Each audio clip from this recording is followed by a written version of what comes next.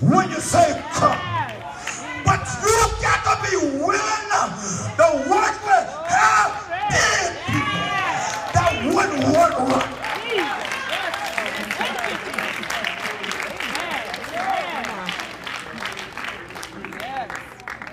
I don't know how he got a half-dead man on his horse.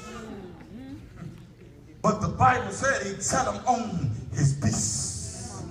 And if I could use my imagination, that we took a half-dead man off the street and set him off on his own beast, that means that he had to get off his beast himself. And sometimes we got to get off our own comfort zone. Sometimes you're sitting on your seat and you don't want to move. You've been there all your life. You've been there. I've been in the church for all these days. I ain't moving. But if you want to have dead people, you got to get off your beast.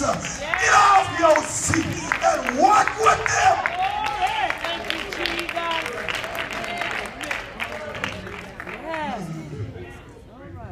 Somebody say, yeah, but God ain't going to send us no half-dead people.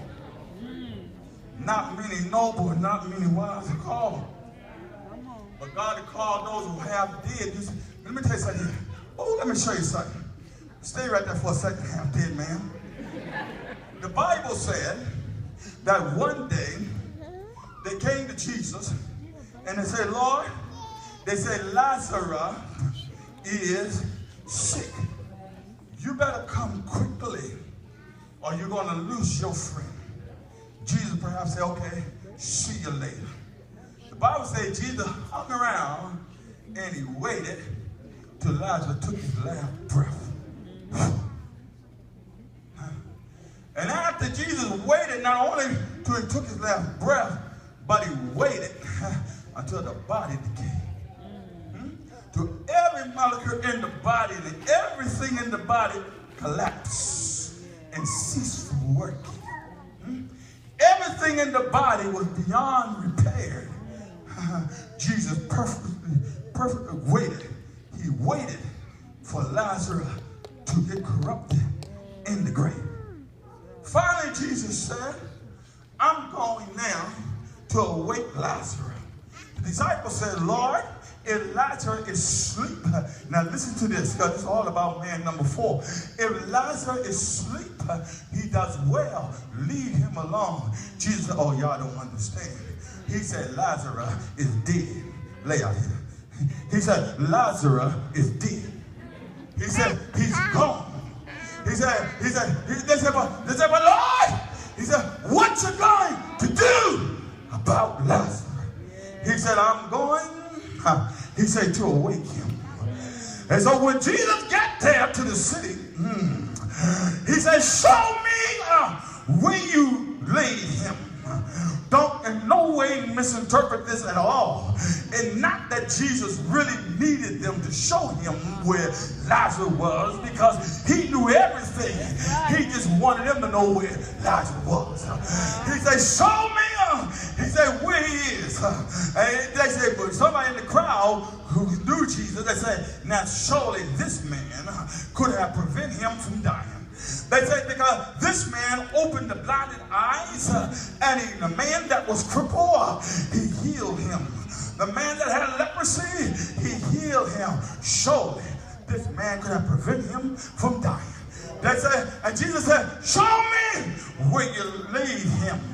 And they told Jesus, and they said, you don't want to go down, Jesus, because they didn't properly embalm him. At this time, he said, Lazarus is a stinking mess, and you don't want to deal with him. But Jesus said, and later, here come Martha and Mary. They say, Lord, we know if you would have been here, that Lazarus would not have died. But they say, but I know that he'll live again in the resurrection. Jesus said, girl, he said, I am the resurrection. You don't got to wait. He said, I'm here already. Lord have mercy. I almost feel like preaching. And Jesus said, he said, the weight. He said, I'm here. And then he said, show me. They said, he's over there. And Jesus got to the tomb where Lazarus was laying. And he said, you roll away the stone. Like he needed them to roll away the stone. He didn't need them. Because guess what, friend? He had all the power. Well, it was he who called mountains out of the water.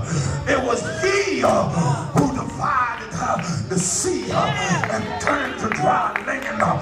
He didn't need man to roll away no stone. But I come to tell you here today, if you want the Lord to raise him from the dead, you better get busy and put your back to the stone, because you're not going to get anything until you roll away the stone.